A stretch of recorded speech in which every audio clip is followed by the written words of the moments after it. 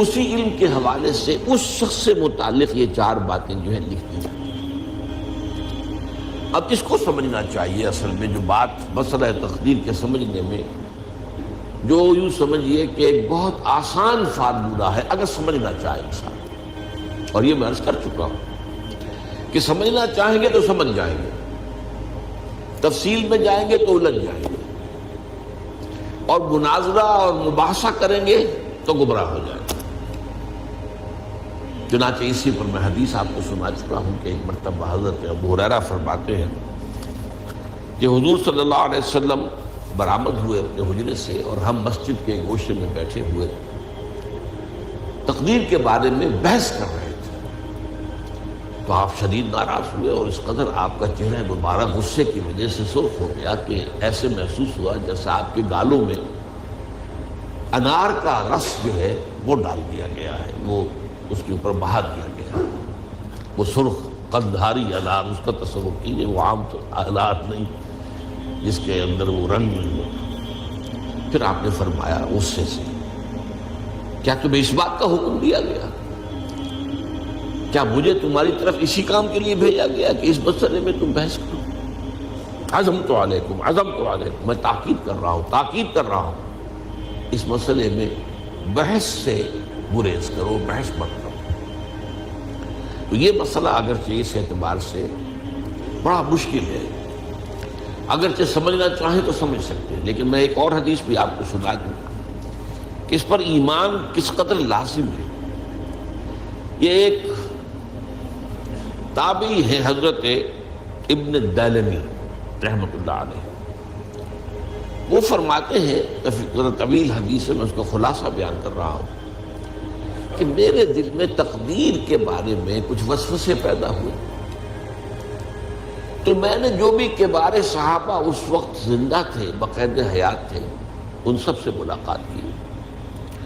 ابی ابن کعب رضی اللہ تعالیٰ عنہ، جن کے بارے میں حضور نے فرمایا ہے کہ اقرأہم ابی ابن کعب، میرے صحابہ میں قرآن کا سب سے بڑا عالم ابی ابن کعب۔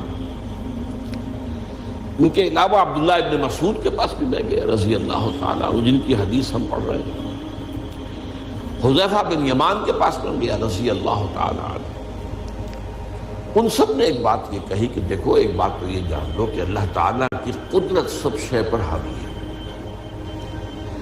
اللہ تعالیٰ اگر لو ان اللہ عذب اہل سماواتہ و اہل ارضہ عذبہم وہو غیر ظالم لہم، اللہ اگر تمام آسمان والوں کو اور تمام زمین والوں کو عذاب دے تو اسے عذاب دینے کا حق حاصل ہے، وہ عذاب دے سکتا ہے بغیر اس کے کہ ہم کہیں کہ وہ ظالم ہے۔ تمام زمین والے اور تمام آسمان والوں میں تو نیکوکار بھی آ گئے۔ یہ اصل میں ایک بڑا اہم مسئلہ ہے کہ جو ہمارے اور معتزلہ کے درمیان مختلف فی ہے۔ معتزلہ ہی کے انداز میں اہل تشیع کا عقیدہ بھی ہے کہ اللہ پر عدل واجب ہے، اہل سنت کے نزدیک اللہ پر کوئی شے واجب نہیں، اللہ کا اختیار مطلق ہے، جو چاہے کرے۔ چنانچہ وہ ظالم کو معاف کر سکتا ہے جب چاہے، اور وہ کسی اچھے آدمی کو عذاب دے سکتا ہے جب چاہے۔ یغفر لمن یشاء ویعذب من یشاء واللہ علی کل شیء قدیر۔ یہ سورہ بقرہ کی آخری آیت میں ہے کہ آیات میں سے ہے، لاسٹ بٹ 3 آیت میں۔ اس اعتبار سے اللہ کا ایک تو اختیار مطلق ہے۔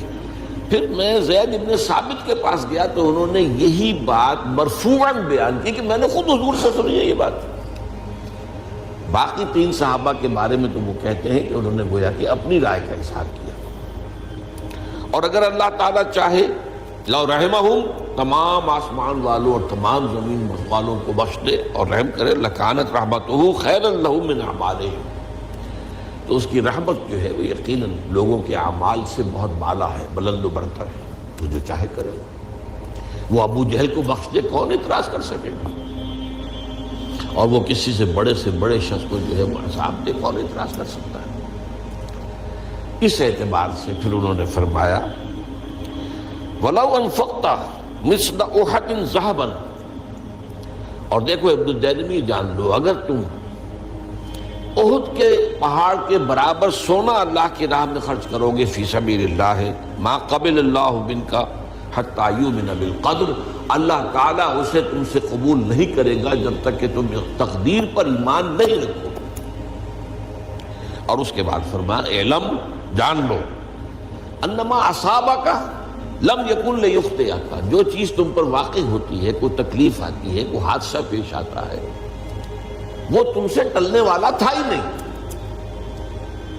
مطلب یہ کہ تم سوچو کاش میں یوں نہ کرتا، یوں کر دیتا، اگر یہ ہو جاتا، وہ ہو جاتا تو میں بچ جاتا، وہ تو آنے والی بات تھی، وہ اللہ کی کتاب، وہ اللہ تعالیٰ کے علم قدیم کے اندر پہلے سے لکھا ہوا تھا، تو موجود ہے، تو وہ تو آنی ہی آنی تھی۔ وَأَنَّمَا أَخْطَأَكَ لَمْ يَكُنْ لِيُصِيبَكَ، اور جو چیز کہ تم سے چھوٹ گئی، جاتی رہی، تمہارے ہاتھ سے نکل گئی، ممکن ہی نہیں تھا کہ وہ تمہیں ملتی، وہ اللہ تعالیٰ کا وہ جو علم قدیم ہے اس کے اندر پہلے سے طے ہے۔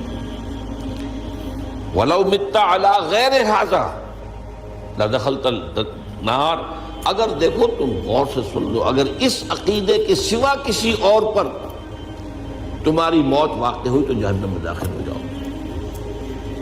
تو یہ اس ایمان بالقدر کی اہمیت کا معاملہ۔ اس کے لیے جو میں کہہ رہا تھا کہ ایک فارمولہ جو سمجھ میں آ سکتا ہے وہ یہ ہے، انگریزی کی جو اصطلاحات کے حوالے سے پہلے میں واضح کروں گا وہ ذرا زیادہ واضح ہے۔ ایک ہے پری نالج، کسی چیز کا علم پہلے سے ہونا، ایک ہے پری ڈیسٹینیشن، کسی شے کا پہلے سے طے پا جانا۔ ان دونوں میں گڑبڑ کا نہیں کرنا چاہیے۔ اللہ کا علم قدیم اس کے جبر کو مستلزم نہیں ہے، اس کا علم ہے یہ کہ تم یہ کرو گے، اس کا مطلب یہ نہیں ہے کہ تم اس کے جبر کے تحت کر رہے ہو۔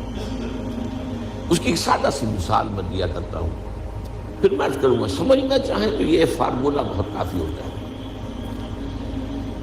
آپ کسی بچے کے سامنے کوئی کھلونا ڈال دیں، آپ کو تقریباً یقین ہے وہ متوجہ ہوگا، اسے اٹھائے گا۔ ہو سکتا ہے بچہ کسی اور دھن میں ہو اس وقت، ادھر اس کی توجہ کسی اور کو نہ اٹھائے، اگر وہ اٹھا لیتا ہے تو آپ کے مجبور کرنے سے تو اس نے نہیں اٹھایا، اس نے تو اٹھایا ہے اپنے انسٹنکٹ کے تحت کہہ لیں، اپنے ارادے کے تحت کہہ لیں، آپ مجبور تو آپ نے کی۔ لیکن اللہ تعالیٰ کا جو اندازہ ہوتا ہے وہ اندازہ، قدر کے معنی اندازہ بھی ہے، میں بیان کر چکا ہوں آپ کو، اس کا جو علم قدیم ہے وہ غلط ثابت نہیں ہو سکتا۔ ظاہر بات ہے کہ پھر تو اعلیٰ کل شیء علیم وہ ہے، اس کا علم قدیم جو ہے اس میں کوئی خطا نہیں ہو سکتا۔